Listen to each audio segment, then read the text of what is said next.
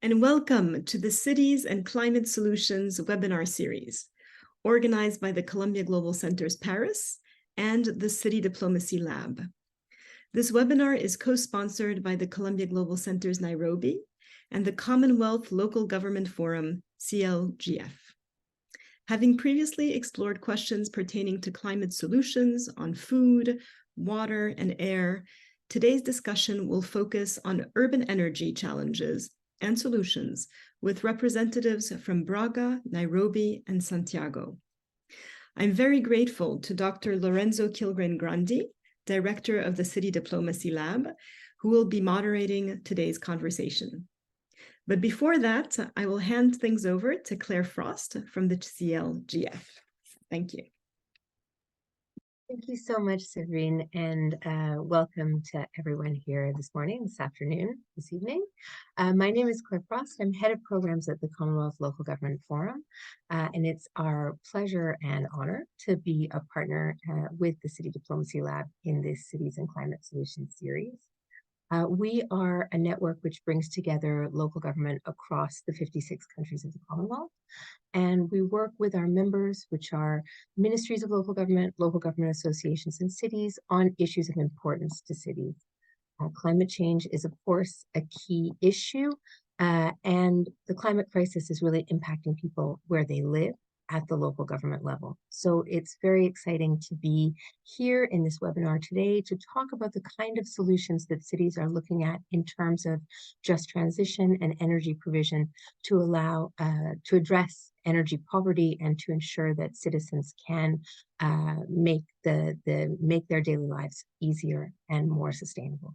So I would just like to say a big thank you and looking forward to sharing the outcomes of this workshop with our wider membership. Lorenzo, over to you. Thank you very much, Severine and Claire, for your words and your kind introduction. Good morning, good afternoon, good evening to everyone, also from me. Well, it's really a pleasure to join Severine and Claire in welcoming you all to today's webinar on cities and energy solutions. As mentioned, this is part of a global conversation on how cities are addressing and solving the big climate challenges of today and envisioning solutions for the future. And of course, the topic of energy is very central in designing sustainable, resilient, and just development for cities and the well-being of their residents. Scientists urge national delegates that are currently gathering at COP28 in Dubai to act boldly about it and do it fast. Unfortunately, the clock is ticking, and despite many efforts, the current trend of a 1.1 yearly increase in CO2 emissions from fossil fuels make it very difficult to comply with the Paris Agreement's goal. A bold rethinking of energy systems is needed. In parallel to the environmental, health, social, and economic challenges of climate change, the rise of international energy prices due to wars and the increase in global electricity demand constitute major challenges for many urban communities worldwide. The number of people without electricity access is rising for the first time since the International Energy Agency started tracking it 20 years ago. So energy transition will be, of course, the cornerstone required to reverse this trend. We gather here today to identify and address how cities are being part of the solutions today and increasingly so in the future. So while cities, of course, cannot decarbonize energy systems alone, they have an essential role to play in accelerating the energy transition. And we will discuss how city-to-city dialogue and partnership, the tools of city diplomacy, are accelerating this trend. And today we have the opportunity to discuss these challenges and possible solutions with outstanding speakers whose job is precisely to lead the creation of urban energy transition solutions and to work with local stakeholders and other cities around the world to implement them. So in alphabetical order of the respective cities, I welcome Mr. Elder Costa. Mr. Costa is a member of the Office to Support the Presidency at the Municipality of Braga, Portugal, supporting the city's sustainable development strategy. He holds a degree in civil engineering with a specialization in hydraulics and environment. Recently, Helder completed a postgraduate program in management control and strategic execution at Porto Business School. And Mauricio Fabri is the head of the Department of the Environment, Biodiversity, and Climate Action in the Metropolitan Regional Government of Santiago, Chile. He is a veterinary doctor from the University of Concepcion with studies at the University of California and Adolfo Ibáñez University. He's currently a doctoral candidate in the doctoral program in biodiversity management and conservation at the Universidad Santo Tomás de Chile. Mauricio worked for 18 years at the Santiago Metropolitan Park, of which he was its director for 7 years. He led the Ecoparque project at the Ministry of Housing and Urban Planning of Chile. Mauricio and Helder, thank you so much for your participation and welcome to the webinar. But before we dive into the topic at hand, just a quick house rules. You will find at the bottom of your screen the Q&A section, the Q&A icon. You can click it and you will be allowed, of course, to ask any questions to our panelists throughout the whole webinar, and we will answer them in the second part of the event, which will last about 1 hour. So without further ado, I would like to directly focus on the two champion cities that we have here today, Braga and Santiago. And I will ask Mauricio and Helder to provide an example of how their cities are innovating in energy management through the support of one image. And I would start with Mauricio, asking my colleague Andrew Wells if he can please show the image chosen by Mauricio, and asking Mauricio to explain what this very interesting photo represents. It's a kind of weird photo. Hello, everyone. I apologize in advance because English is not my native language, but I will try to do my best and say hello to all the colleagues. It is a pleasure to be in this event that mixes climate solutions and city, which is my favorite subject. In Chile, I think we are doing a good job in terms of switching the energy source from fossils to renewables. Actually, if you look only the history of the last decade, the last 10 years, you can see how we move from 39% of renewables to over 60, with a big influence of solar energy. But of course, always a solution comes with a problem. You can see in the metropolitan district of Santiago live 8 million people. We are approaching to 70% of renewables this year. We will fit into 25% of solar panels, and we are decreasing the fossil fuels to 28%, and oil only 6%. So for us, it's a big step. But this also has been a really good profit, a really good business. So many people are changing the farms outside of Santiago, urban area, to solar panel power centers. This is a problem because here in Chile, we produce 30% of the vegetables of the whole country. So the energy power stations are competing with farming and also with nature.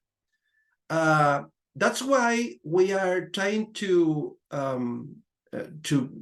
prove different tests, different alternatives, different solutions. This is one of them that mix farming, in this case sheep, with solar panel, or mix with winery.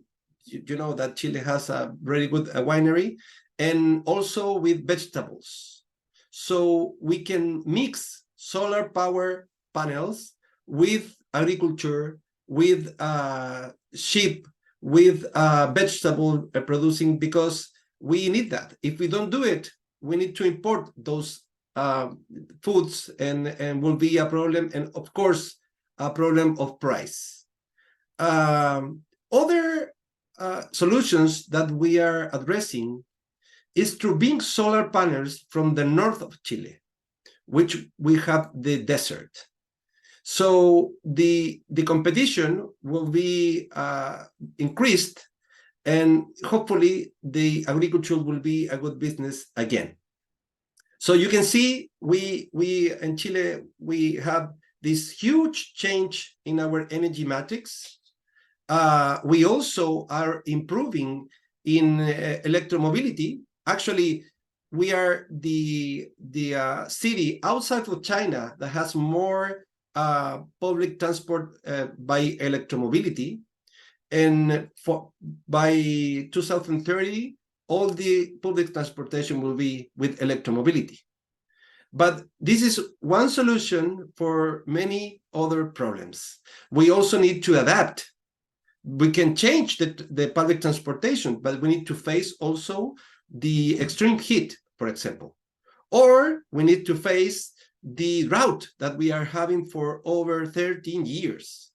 So this is a multi-level problems, and we are proving or testing different kind of solutions to scale to a bigger solution. This is one of those. This is Quirapilún in the north of Santiago, where solar panel energy are not competing, but collaborating with farming, with agriculture. And I think that was my first 5 minutes, Lorenzo. Thank you very much, Mauricio. I think that's very inspiring to see how Santiago has been able to move to this competition approach to the collaborative one by granting a win-win situation that benefit both the economic actors as well as the general community, urban community, including the rural and peri-urban one, of course. I think it's very interesting and inspiring. And so thank you so much, and I would like to ask our colleague Andrew if he can share now this on the screen the photo from Braga, and asking Elder if he can present us with this photo and why he has chosen it. So Lorenzo, thank you very much for this invitation. It's a pleasure for me to be here and share some initiatives. It's curious because when I thought what the initiatives that I will show in this, what I would show in this event, I made me a little bit confused because my thought was, what is energy? So energy is a lot of things, but we have a problem with a kind of specific type of energy because petrol and fossil types of energy make impact of GHG emissions. So in our first sustainable report that we made here in Prague in 2019, we saw a big problem in Braga. 60% of these GHG emissions, the carbon emissions, was related to mobility, and the mobility related to commuting. So imagine 2/3 of our global emissions related to mobility. And we are talking about the field or the sector that for us is very difficult to act because, for example, we make a transition in our public fleet, in our public transportation, but we can't make this transition faster with the citizens. And then we discovered too that in Braga, we have one car by two people. So imagine a lot of cars that we know that Braga was created for cars because we have only a train station, but it's make a connection only with Porto. We are in the north of Portugal in the very high urban zone, but we have only connection with Porto. So it's easy for us to make this transition on public transportation. It's not easy to decarbonize this kind of energy related to commuting.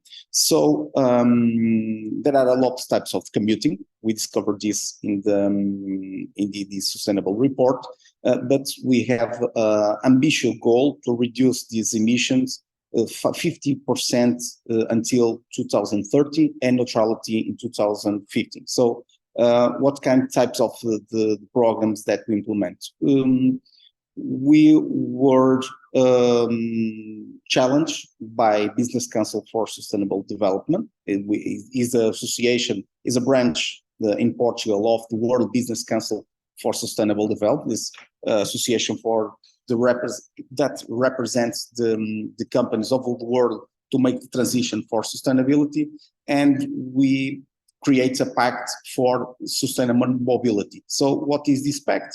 This pact is invited all the companies in the municipality, in our territory, to make this transition for sustainable mobility. So we reun 27 actions for this pact and invite the companies that to engage with this pact, they only have to choose 2 or 3 actions minimum. So in the final of this year, the pact was launched in January. In the final of this year, we have now more than 50 companies. 10 of them is the major companies with 2,000 workers and more than 250 projects related to decarbonization. So this is a big step for us because we, the municipality only, we can't make this kind of projects. So the municipality doesn't put any coin or any investment in this pact. So the results that we have is a big results. So we are finished now, this pact, but we have 3 recognizers of the work that we done in this pact. The first one is the presence of the Portuguese Republic President that we see in this picture. This picture is the ceremony of the assignment of the commitment of all the companies, and in the center you can see the presidency of Portugal that he want to bring in this pact like a godfather of this pact. He likes a lot of this. The second one, we won a major award for sustainability in related to the business sector in our best journal of business, Jornal de Negócios. We won this award of best practice in Portugal. And the third recognized that we achieved is that more than 5 cities in Portugal will replicate this. So because it's very easy to implement, but we need a lot of engagement, a lot of participatory approach. But the results was very good. So in conclusion, I choose this kind of approach because this project show our will and our capacity, our limit capacity, the municipalities and cities to act. But we are here for responsibility as a city and lead the transition for the energy, clean energy. Thank you very much, Elder. I can see that you give evidence to one of the pillars of city diplomacy, and of course, both of your cities are protagonists of this field that advocate for multi-level and multi-stakeholder approach to those big global challenges that cities alone, local governments alone, do not necessarily have all the means if they have to address them. But it's by coming together horizontally and vertically that solutions emerge, and very impactful solutions, of course. So thank you for this visual path towards your best practices. And I would like now to move to the second question, which is about the future. So we know that the cities will have to continue their engagement and be able to imagine a future with a pivotal role attributed to the energy management. I would like to ask, starting from Helder, a keyword that represents this vision for the future of energy management in Braga. Yeah, the keyword is related with what I said before. what is our role as a city? A lot of cities in Europe and the world are trying to make a lot of efforts to make this transition. So I think we could be more enablers, and my keyword is enabling future, or my keywords is enabling future, because this is responsible for the cities enabling these transitions. And we can do this in the very aspects. For example, this type of example is one of them, that municipality doesn't spend any investment, only speak with the people, join people, put the people in the table, facilitate some problems, we challenge them, but we heard them a lot of difficulties that each company has, and we as a municipality, we make some change in our system to facilitate the decarbonization. Some of kinds of these actions were related to, imagine, some lines, public transport lines that we change to go to these companies, or create more courses in each line for facilitate the public transport. But for example, we changed also the regulation systems. In Portugal, I believe in a lot of countries in the world is the same, but we face a bureaucratic system that doesn't facilitate this kind of investments. We have a lot of entrepreneurship that wants to create something in Braga to this kind of transition, but the regulatory system doesn't facilitate that. So we change this with this kind of regulatory. We make some incentives. Imagine, for example, entrepreneurship or entrepreneur that wants make a building here in Braga. We make incentives for they create a more clean energy in this building, or for example, make some or fulfill some standards regulations to a more efficient and clean energy. And third one is the criteria what we put in our investments. For example, we have almost 2,000 million euros to our municipal budget, and this budget is related to a lot of projects. So after 2020 in municipality, every project in Braga has to be in the top level of energy efficiency and clean energy. So the big steps that we will make in the next years has to this stamp to this criteria of energy or energy transition, clean transition, to make this, because we have this responsibility. Of course, in some areas is difficult because these projects has a lot of investments related to a normal investment, but our responsible is to be more progressive in some fields. So in these three kind of facilitation that I see the future vision of the cities that I call enabling future. Thank you very much, Elder. I can see how the local government becomes a catalyst, an accelerator of the good energies in a community, and it does this enabling, as you mentioned, of the future that the community wants and is able this way to implement. Mauricio, I would like to ask you the same question. If you have a keyword to describe the future energy management of your city. Of course, my keyword, Lorenzo, is proximity. When we talk about energy and climate change and climate action, we usually think about change the energy matrix, change the public transportation, but we usually don't think about how we plan our cities. Of course, the increase of energy consumption in cities is a really significant challenge. And in Santiago, we are facing this reality as we speak, with strategies and inspiration from other cities in order to reduce our CO2 footprints and also adapt to the new conditions. As I said, the extreme heat and the drought.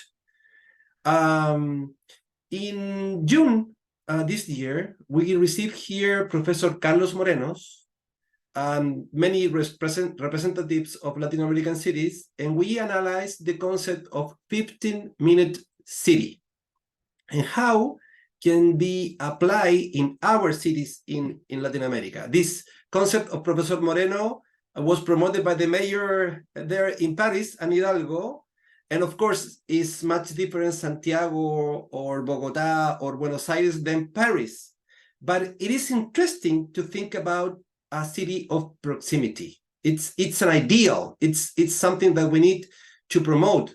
We rather like to speak of city of proximity because many citizens in Santiago invest or rather lose 1 or 2 hours of transportation between their homes and quality services or job or education or health.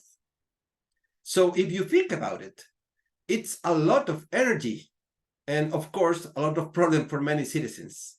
So if we achieve a more equitable distribution of these quality goods, quality services, quality jobs in the territory, we substantially will improve the quality of life of inhabitants and decrease the amount of energy that we need.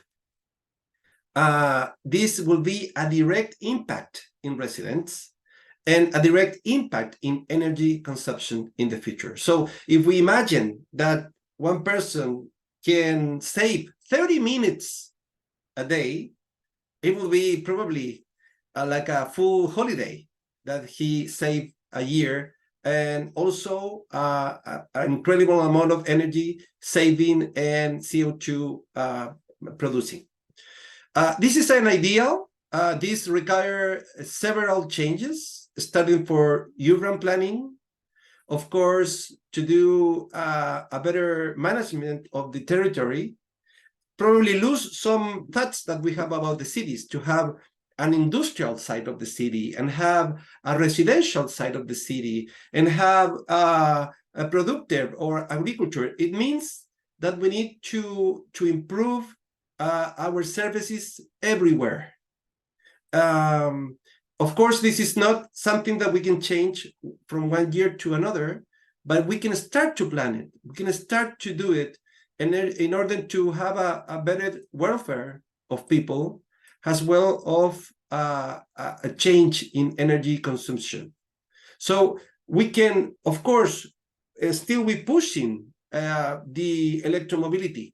Of course, we are still pushing the renewables in our energy matrix, but also think a city in a much different way, in a way which is probably a more human scale, something that we can achieve maybe in 10 or 20 years, but an ideal that we are looking for the future of Santiago de Chile.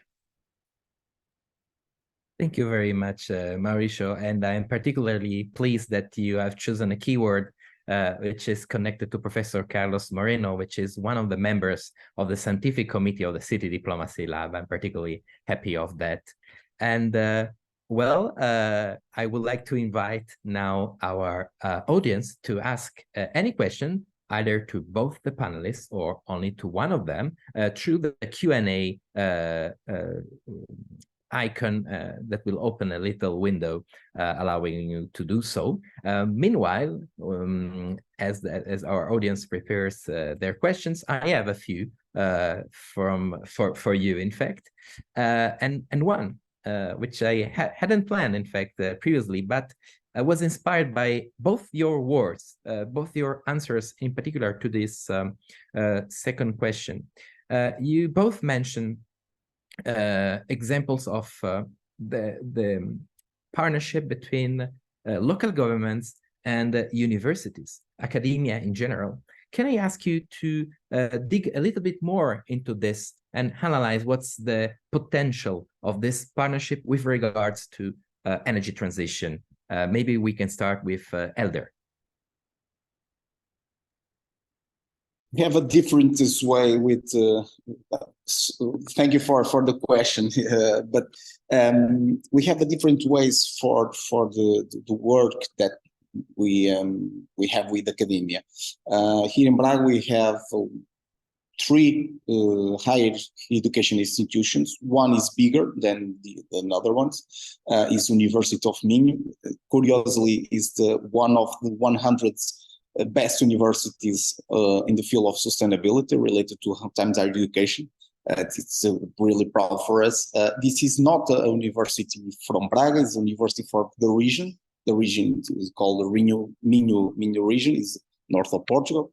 And we have different ways. For example, our the climate action plan it was made by the University of Minho with the specialists for the University of Minho, but this is kind of a relation of the specialization that we need, that we don't have the capacity here in the university, in the municipality, and we contract. The University of Minho is not a consultation or a consultant contractualization, is more related with the specialization and the put innovation in our plans. But we have a different ways. For example, in the startup Braga is a municipal company to entrepreneurship that we create different. There are some verticals in the type of management of the startup Braga with medtech, with ITs, and we create in the last 2 years one of the sustainability field. So every young person that goes to the university and wants to make a startup company goes to Startup Braga, and there we give them support to create this type of startups. We have a lot of results of that, more related in the biology field, but there are one that are increasing a lot. It's called Move. It's a startup related to charging the vehicles, the EV. So there are some kind of this type of startup that we are creating with the university, with youngest people with the university that are creating companies here in Braga related to sustainable transition of energy. Thank you very much, Eder, for your answer, and for remembering us that the university is not only the professors, the researchers, but also the students. The students, yeah. This is where the energy of innovation lies, I would say. Please, my colleagues, please don't get offended. No. And, I would like to ask the same question to Mauricio now. Thanks, Lorenzo. Well, here, Governor Orrego has a way to do things, which is like a table of 4 foots.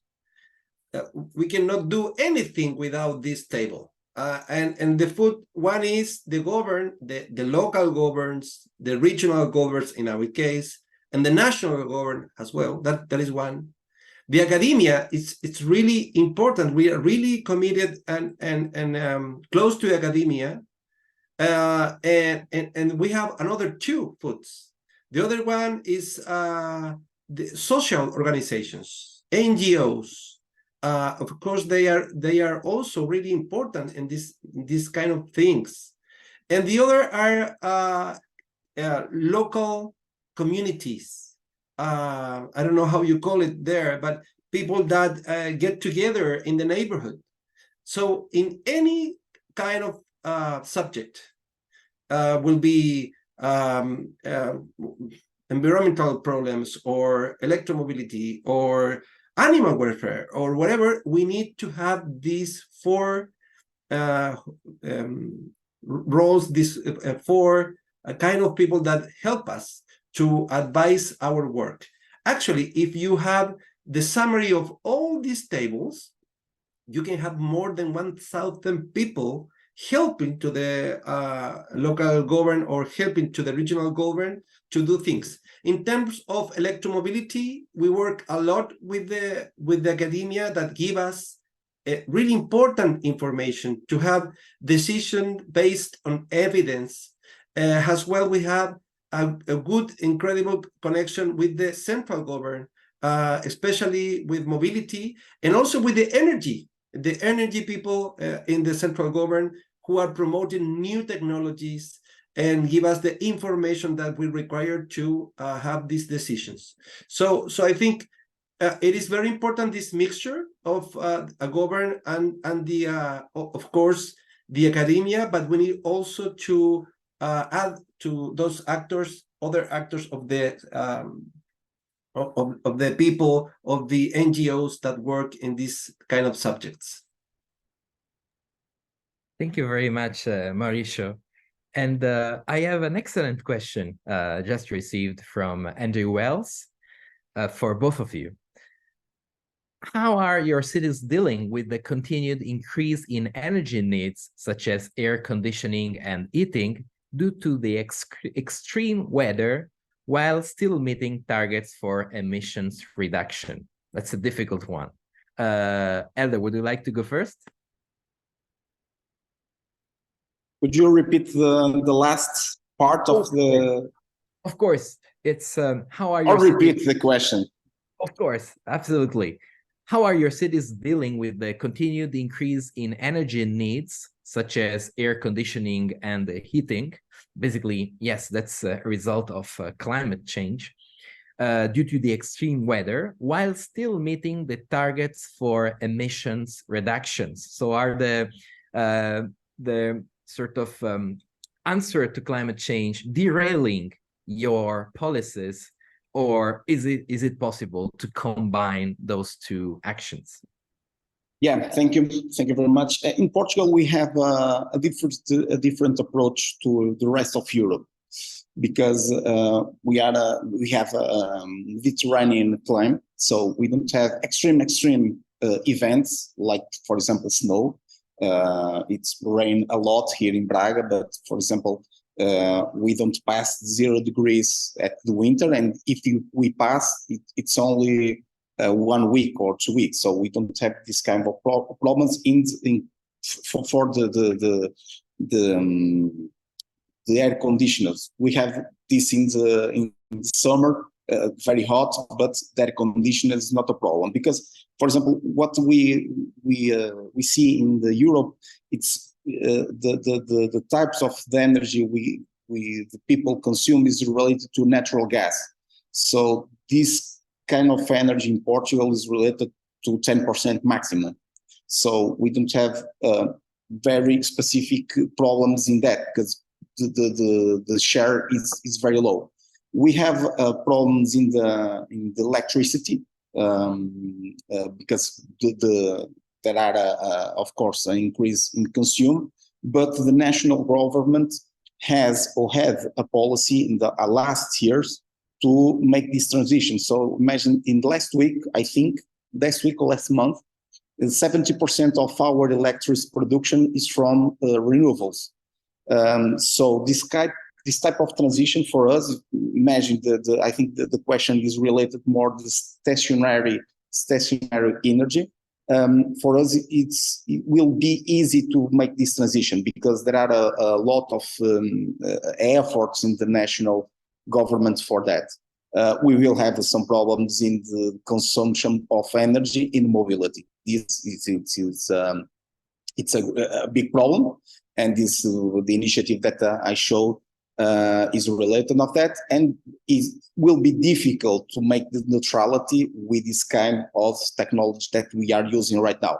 So we are approach this in different ways. This is one of the initiative that I show, but for example, the biggest project here in Braga that we will implement in the next 5 years and has support from the national government is our new metro bus, is a bus rapid transit that we will implement in Braga. And for example, our budget is around 200 million, and this project will cost 150 million. So imagine there are one budget related to a project to decarbonize the city. So this is our preoccupation. This is how we are facing that. Thank you very much, Elder. Mauricio, please. Yeah, it is a really interesting question, because, of course, we also have Mediterranean climate, but we have extreme heat. And we didn't know that was very dangerous until a couple of years ago. And when you see, when we have only 34 degrees Celsius, people from 75 years old or older get sick and died more than the normal. So probably for us, it's not a big temperature, but for people in sickness or vulnerable people or elders, it's a big problem. So there is a lot of projects that are putting air conditioning in houses to change the way that we heat the homes, or also to cool it.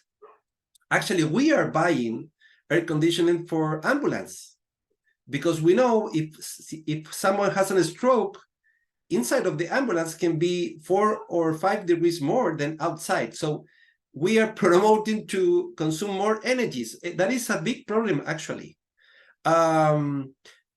We have a subsidy in the Minister of Housing and Urbanism, especially focused on isolation of homes, in the way that we can reduce the energy that we need, either for heating or for cooling our homes. It is the only tool that we have right now.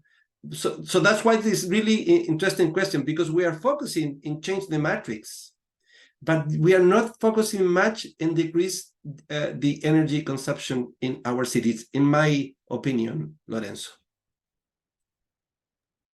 Thank you very much, Mauricio. And I have another excellent question from the Q&A from Chris Molinari. What campaigns are your governments considering to move people into what campaigns are your governments considering to move people into mass transit and away from private transport? Or in another light, to discourage private transport use? Mauricio, would you like to start answering this question? Sure.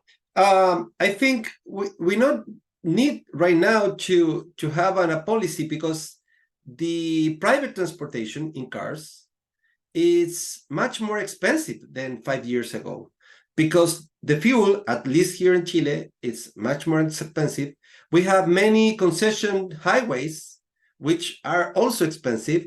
So many people are leaving the car in their homes and using public transportation. And also, we are promoting the use of bicycle. In the metropolitan region of Santiago, we have a master plan of ways only for bicycle, because it's an excellent way to reduce the energy consumption, to reduce the CO2 footprint, and also have healthy and happy people. So we don't need to add more taxes or more problems or more barriers for private transportation, because it's already very expensive. But in the same way, we are increasing our fleet of buses, electric buses for people. And we have this institution that we are very proud in Santiago, which is the metro, that is started on the number 9 line. So we have 9 lines of metro. So I think our public transportation is very good. And we are much more promoting the use of bicycle for people that can, which is, I think, the best thing. We are decreasing the street for cars and increasing for bicycle. Thank you very much, Mauricio. Elder, please, the floor is yours. Yeah, I don't know if I can call it a campaign, but it demonstrates our will. For example, we will invest in public transportation. Just a reference that this type of solution that we are creating is completely carbon free. The trains or the buses that we put in this bus rapid transit will be generated with hydrogen, so completely carbon free. And this is one of the criteria that we choose to implement that. But what I'm saying is not a campaign, but our will is that the public transportation will be easier than the private transport use. So imagine, for example, we are in Braga here. I am in Braga, and I live near to Porto. Imagine between Braga and Porto, I live in front to the sea. Between that, to go to the Braga, I go to Braga every day by my car. But if I want to go to Porto, I will by metro. So the distance is all the same, but the question is why? It's not for the environment or not for the energy transition. It's because for me it's comfortable. So what we did in Braga last 30 years is that we not create a city for the public transportation. We create a city for every person has a car. So our bigger campaign, our biggest campaign, is change this kind of mentality. So we are changing the planning. For example, the bus rapid transit will cross the city center. So it's the best way to go to the city center will be by this type of transportation. So I think we are creating this kind of comfortable transportation that the people will change the way that they choose the types of private or public, or by bicycle, for example. This is construction. We will put some lines, but our view is to put more comfortable in this type of transportation. Thank you very much, Eder and Mauricio. I can see that both your cities are encouraging rather than punishing bad behavior. They're encouraging good behavior, and that's certainly an approach that is proving to be more effective than the other one. I have seen that there is a very interesting question coming from Claire Frost, but she is related to city diplomacy in a way, if I may say so.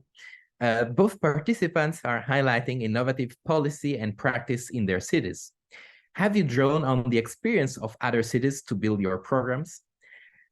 Have you seen other cities or local administrations drawing on your experience to develop their own initiatives? Mauricio. Yeah, we are always doing copy-paste from different practices. I think this is the things that these kind of seminars are given to us to explore new possibilities. We don't have all the answers. It is a complex world. And when I show in my first slide, with a solution also comes another problem. So we need to face a solution and a problem at the same time. We see many different cities. One city that I am really interesting to is Medellin in Colombia. They have an incredible, not only transportation, but equality for services. They are probably approaching to proximity concept for a city, and they put skylines with buses together. And I think it's a very, very interesting way to do things, and how to give more services to vulnerable people, to poor people, and have a better city for everyone, which is also at the same time safer. And I think it's a really good example that I would like to see in my country. That is one thing. Of course, in China, they have this huge transportation with electromobility. So we, as I said, Santiago de Chile, it's the city with more electromobility outside of China, that we're still looking at. And there is still some challenges of electromobility, for like batteries, or like the chargers. So we are continually seeing different cases, different examples in Europe as well, to copy paste one piece of that in our own city. So the exchange, it's really, and the experience is really important. Not only the things that work well, but also the failures that we have in different cities. Thank you very much, Mauricio. Elder, please. Yeah, we are in the world digitalization, and it's difficult not to copy other examples, and we are very dumb that we don't do that. But I will call not copy, but inspiring in another project. For example, if some city makes a mistake, I will not to do that. I will change my vision of my project to not make this mistake again. So, for example, we have we replicate some projects.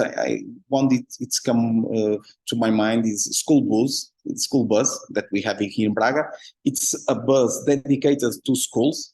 In the surroundings of Braga, we pick up children's that the fathers don't put the children in school. They put in the stations of school bus, and this kind of bus goes to the school. So this is a project from Grenoble, I think, in France. So replicate, because was a lot of success in France. So we replicate that.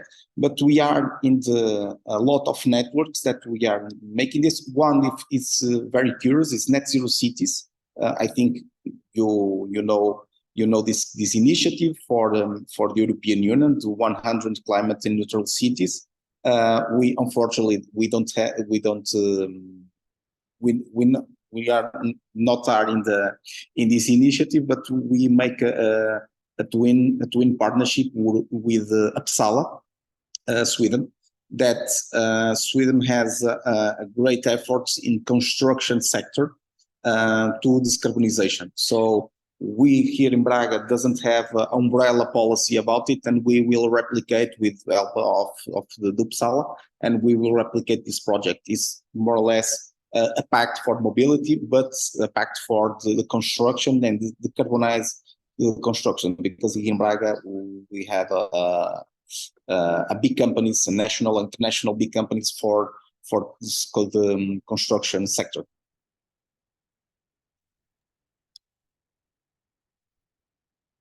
I think you are muted. Sorry, I was muted. Thank you so much, Elder. And well, I would like to ask Claire. I know you're not a panelist, but I would like to take this opportunity to ask a question. If you, from your perspective, from your point of view of the Secretariat of CLGF, have you experienced any transfer of knowledge regarding energy transition?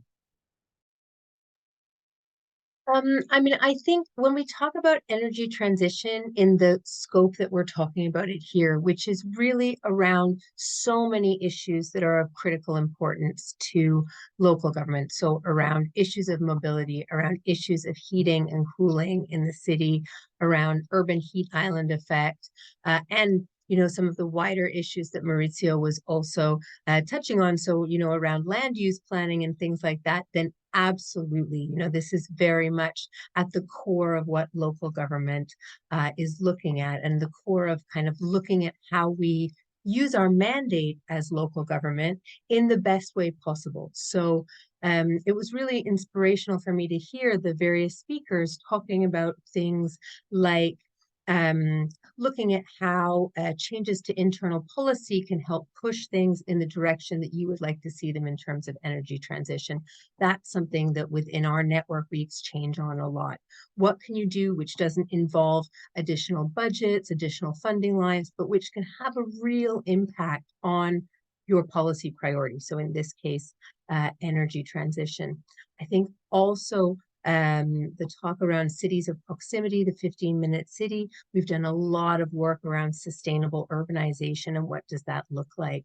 In the Commonwealth, there's still major urbanization coming in both Asia and sub-Saharan Africa.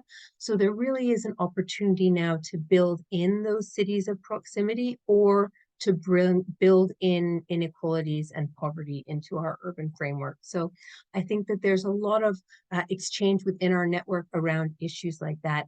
When it comes more to the nitty-gritty of where your energy is coming from, on what kind of energy networks or the big suppliers, that's something which I think can be maybe a little bit how energy transition discussions can be branded, which can be a bit off-putting to local government because you feel like very much this is outside of the mandate.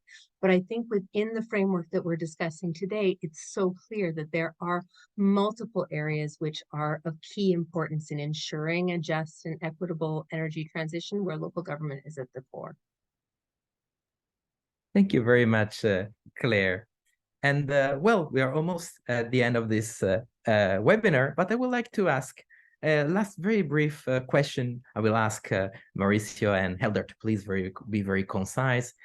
Currently, we all know delegates are in Dubai negotiating the future of the world's climate action. Do you have any recommendation for their negotiations? Maybe Mauricio, we can start with you. Yeah, I just arrived from Dubai. I was a couple of days there with the local and regional governments. Actually, we signed an alliance for Mediterranean regions. We are facing fires, extreme heat, and droughts in Mediterranean climate. I'm not really enthusiastic about this COP, to be honest. Hopefully, I will be wrong, and we will have a huge commitment of nations. But I think we need to give more power to cities. The real solutions are coming in that particular area where most of the people live. That is one thing. The other thing is that we need to finance mitigation, capture of CO2, but many of our region need to move forward and fast to adaptation. And that is really, really important because people are dying due to climate change, not only for hurricanes or floods, but extreme heat. The problem is that we don't know that they are dying because they died for cardiac arrest or respiratory depression. But the driver of that, it's heat. So we need really have focus on cities and adaptation, especially in small countries like Chile. Of course, the global northern needs to commit with the CO2 emissions, but we need to move forward for cities and for adaptation. Thank you very much, Mauricio, for sharing your own experience and vision. And Helder, very briefly, please.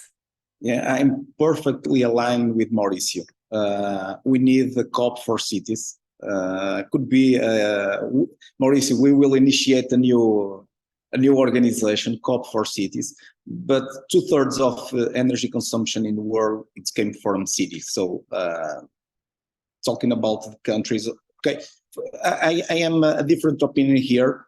The COP28, I don't believe in the results of the COP and another COPs, but sometimes I think it's better to have a COP or it's not better. Yeah, and it's better. And because we are talking about it, they make some influence, countries make some efforts. It's a tiny effort, but it's an effort.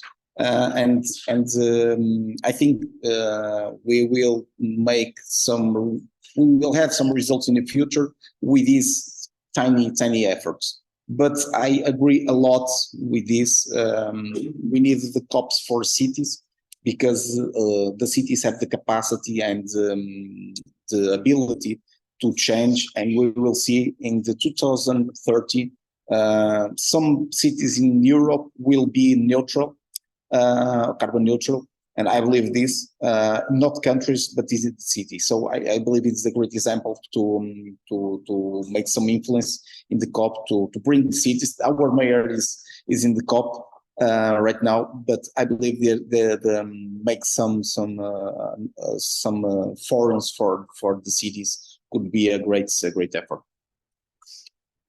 Thank you very much, Eder and Mauricio. We can always witness the enthusiasm and the commitment of cities when we have our webinars of the Cities and Climate Solution series. So thank you very much to our panelists, Mauricio Fabri from Santiago and Helder Costa from Braga, for showing us their action, the capacity of taking bold, transformative action on clean, renewable energy, the capacity to establish win-win partnership for enabling the future, as Elder mentioned, but also the energy constraints that somehow force to think out of the box and identify new solutions, such as the proximity